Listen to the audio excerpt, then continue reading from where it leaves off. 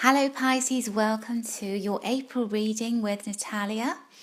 So how are you doing? How was the month of March for you? Hopefully the month of April is going to be a lot calmer because we haven't got these things, these eclipses and what have you happening this month, but we have got a couple of planets going retrograde. So I do like to keep an eye on the things that are happening cosmically, so I can do a little mini reading within the main reading. So if you keep listening until the end of the reading, I've drawn a couple of extra cards to look at Mars retrograde, which happens around the 17th of this month, and also to look at Mercury retrograde and what that's got in store for you as well. So let's concentrate on your main reading. And so for you Pisces, we begin the month with a little bit of worry.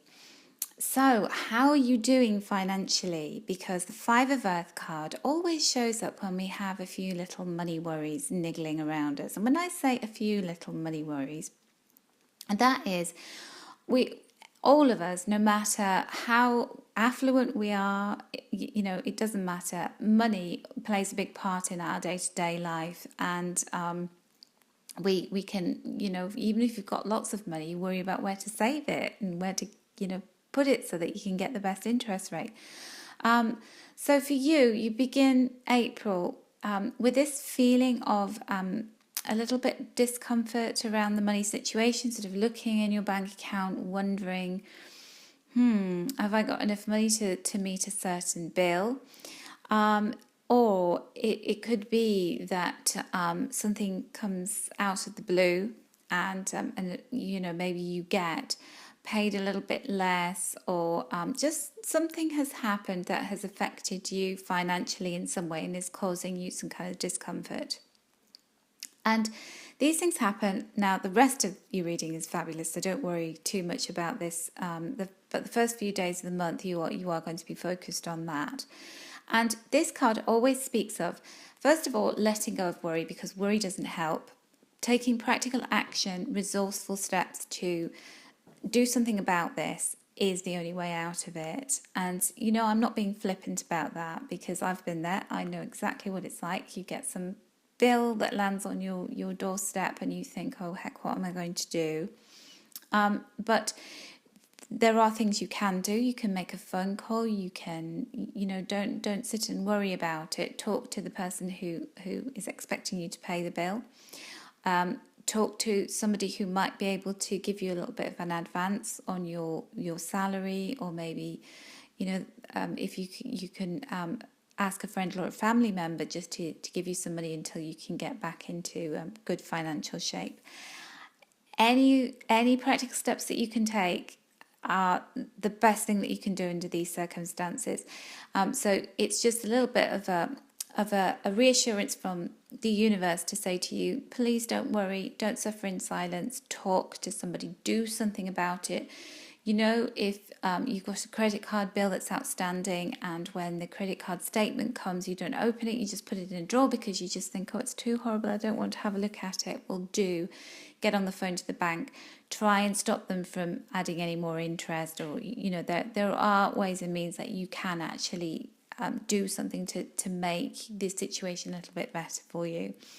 And when you do, around the middle of the month, so around the middle of April, you've got the World card and you will feel so much better. So this is a temporary blip. This too shall pass, and when you take action, when you make yourself resourceful and you take steps to find out what other options you have, because there are options that you haven't even explored yet. You've maybe just told yourself that somebody would say no. Well, do it. What's the worst thing if they do say no? At least you've confirmed your fears. But you've got the World card, so I just feel as though you're going to be able to sort this out. And the other thing with this is, the World card just always makes me feel as though there's some kind of lesson in this. So in being able to sort it out, you suddenly get some kind of awareness and enlightenment about what is a good way forward for you in terms of managing money. So I'll give you an example of this. Last year, my cash flow was a little bit strained because of some extra expenses I had with my business. and I didn't say anything to anybody. And then when I finally spoke up, my stepfather gave me some really great advice about switching, different electric and gas suppliers and looking at different ways where I could save money on existing bills that I had. And I cut them down quite a lot by doing that, by actually spending a day ringing around looking on the internet. And that made me really think about, actually, I just assumed I wouldn't make many savings, and I was making quite a lot of money savings by switching to different providers.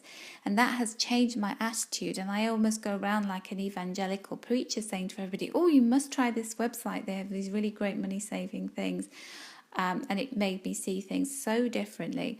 So it's as though you see the light in some way, and going through this is almost like a lesson for you, because you then realize that this empowers you, and there's something that you can do to actually improve your financial situation. So all of these things, all of these strains and these hassly situations that we're put into are all for our highest good. And when we're stuck in the middle of them at the time, it just feels like we're in complete despair. But we're never tested, we're never put through these trials without good reason, because it's all part of our soul's growth. And this always takes me back to this. I keep saying this, I'll say it every month. But we're all meant to grow and experience discomfort in some way, because it makes us bigger and better. We don't have to keep repeating these lessons in future lifetimes. So isn't that a relief? You get another lesson out of your way, out of your hair. And the theme continues in the last part of April. By the time you get towards the end of April, you have the 10 of air, which is like this release, this kind of exhaling. Whoa, I'm out of that sticky situation. I'm able to find pastures new. I know things are going to improve, and I can get over this momentary blip. It's all part of a grander scheme. I actually see that, and I'm able to move on in a really positive way.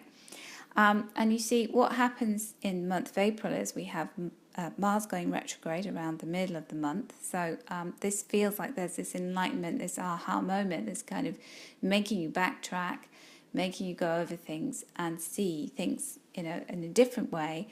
And then Mercury retrograde allows you to kind of go back and right these wrongs and put right something that wasn't serving you very well. So it's like it's kind of, you start the month off in this with this predicament, but you end it in a really strong position where you are literally able to go, oh, I can breathe a sigh of relief. So isn't that great?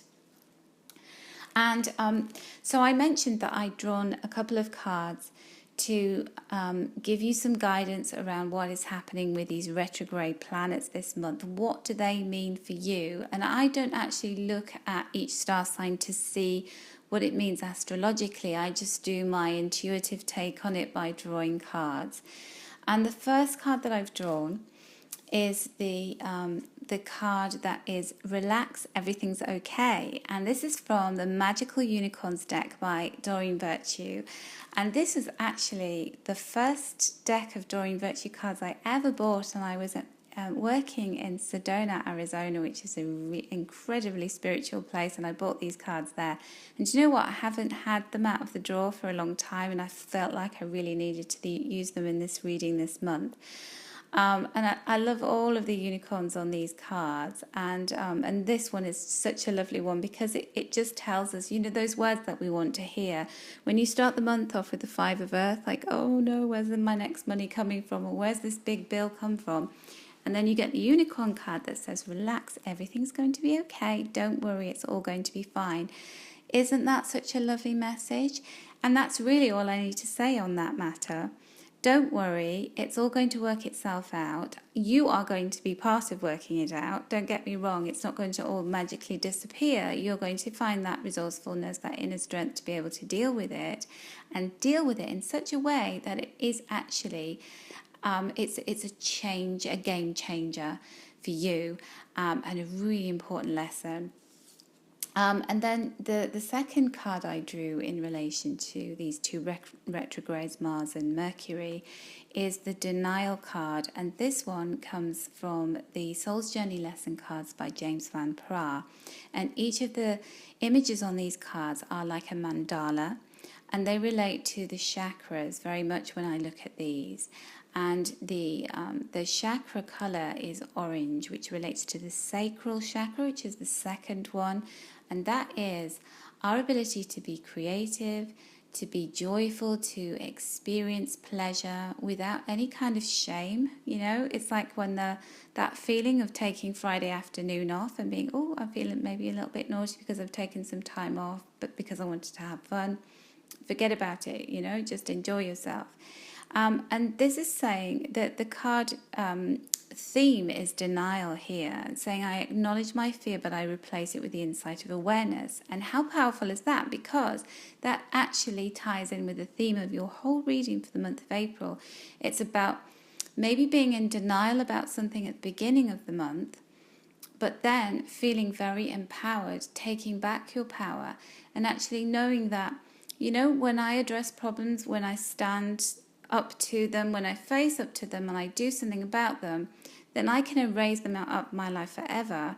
And I replace the fear, you know, putting the bills in the drawer and shutting them and forgetting about them, with an insight of awareness. I open that envelope, I make that phone call, I broach that subject, and I am able to take back my power, and I'm able to actually relax and enjoy my life because I have done something about that.